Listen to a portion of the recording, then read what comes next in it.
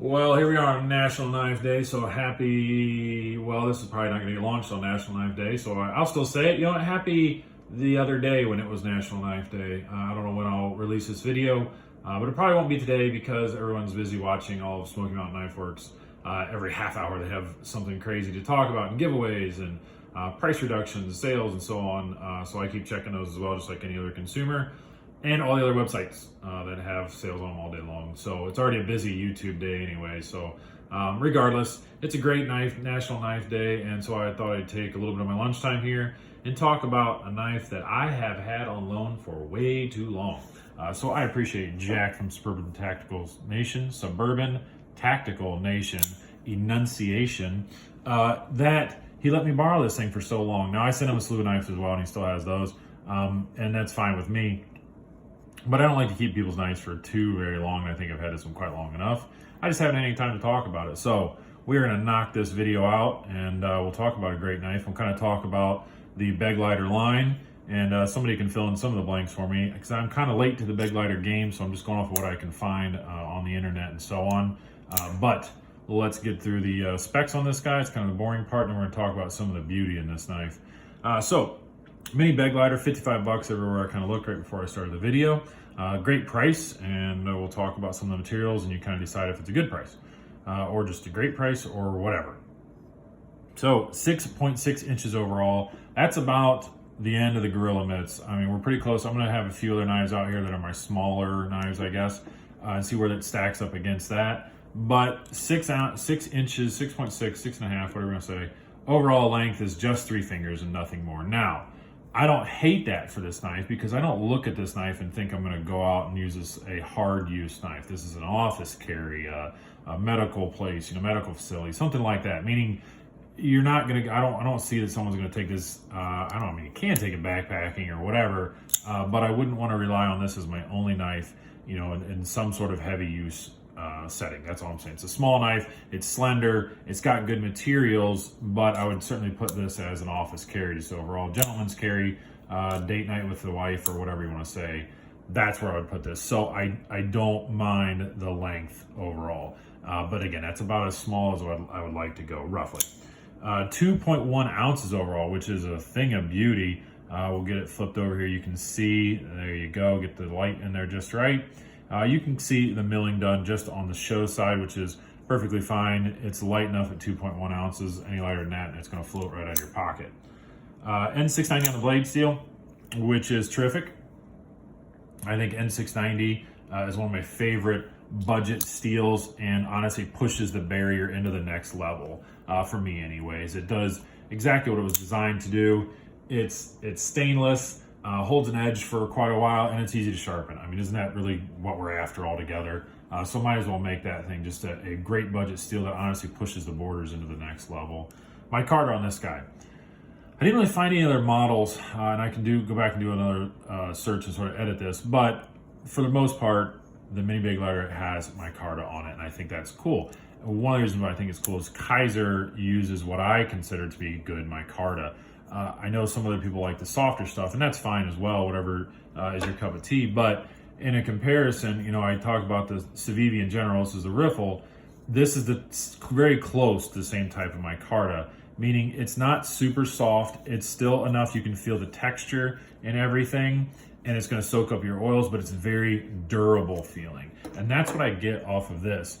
You can see all those beautiful woven strands, and I think that just makes for such a great color. All the different tints in there, and then of course it's going to soak up your oils out of your hands or whatever you're working with for the day, and then it'll even change the color a little more, give you a little bit of patina, but it's that durable feeling. It's a little softer than the Civivi stuff, and that's perfectly fine as well.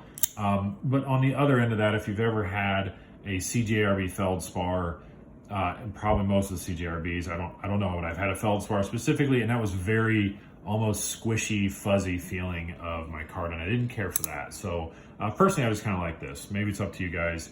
I mean, it is up to you guys what you like, but see which one you like better. So the action, I flipped this a bunch of times here. We already got the materials out of the way. The action, the pivot system, one of the terrific upgrades, going from our standard Vanguard $55 Begleiter, the standard size, they brought this Mini out. Apparently somebody had the terrific idea of, again, putting ball bearings in it. And I think that is just absolutely fantastic. This is, again, not a hard use knife. Sorry, my whole entire phone cut out, so I'll try to splice that in and make sense out of it. I was talking about the ball bearing pivot system. Just a terrific idea. Again, going along with, the length and the overall look of this thing, this just beautiful, clean shape. I'll try not to stick on that too much. Everybody knows that that's what I like. Putting ball bearings in this made it absolutely even further into the category of office carry, gentleman's carry. Just super smooth opening, nothing real aggressive. Yes, you can make it really fly out, or you can just kind of do a nice slow roll. It's a little hard to catch, because it's so smooth, but that's all right as well. The reason why I'm getting at it is you don't have to do any type of huge motion, to just pop the blade out. You cut what you want to and go back to town. Even, that rear finger flick works terrifically as well. So I think it was just a beautiful idea to put the ball bearings in here, and they've done the ball bearings correctly as well. Just a terrific design. Another fantastic upgrade. I will show a picture of the original Begleiter. The pocket clip on it drove me absolutely insane, and it was one reason why the one that I had, the standard size, the M390 Blade HQ one, was great all around, but I just could not stand that pocket clip. It drove me nuts. And here's a picture of it. It's just terrible. The idea of angling it here and then flipping it over and angling it the exact opposite way, it drove me nuts to have 2 extra screw holes going the opposite way. And for all intents and purposes, when you would have switched the pocket clip to this side, it rode right along the handle. It looked real dumb. So thank you to them for doing this. This is amazing. Just a nice, clean, flush mount. Everything's recessed. Looks great. Good pocket clip. I get hung up on the size. It is a little bigger than what I care to. A little longer. I try to think it should be about half the handle length so it looks right. But I don't get too wrapped up into it. I'd rather have it nice and sleek and slender, and it's got a really good taper on it as well. I love that portion of it. If you also tell me you don't see a face right there, that's a face. Some cartoon character with like scuba goggles on, and then that's their mouth right there. See? You can even see it talking. That's what I'm talking about. So great upgrade with the pocket clip. Enough on the outside of this thing. Overall, beautiful, beautiful design. I do love the fact that they clipped this off like that and sort of made it that, Warncliffe look to it. Reverse Tonto, I don't know. Whatever you want to name that. It's a cool looking blade shape. So going to the history of this, well, actually I should say moving forward, they had the standard one, then they came out with this mini one, and now I can't widely find it. Either it's too new, or again, I'm late to the game of Begleiter, and I've already admitted to that. There's only a couple places I can find the Begleiter 2. Amazon here is a picture of that, $69. It actually leads you to Mojave Outdoor anyways. And so on Mojave Outdoor's website, you can get this same thing, beautiful looking Begleiter 2, which is back to the standard size, but it has ball bearings, it has that beautiful clip, and some wonderful looking micarta. But they didn't keep this blade shape. That would have been kind of neat if they would have kept that blade shape. However, the ball bearings, the clip, and the micarta and all that stuff upgraded.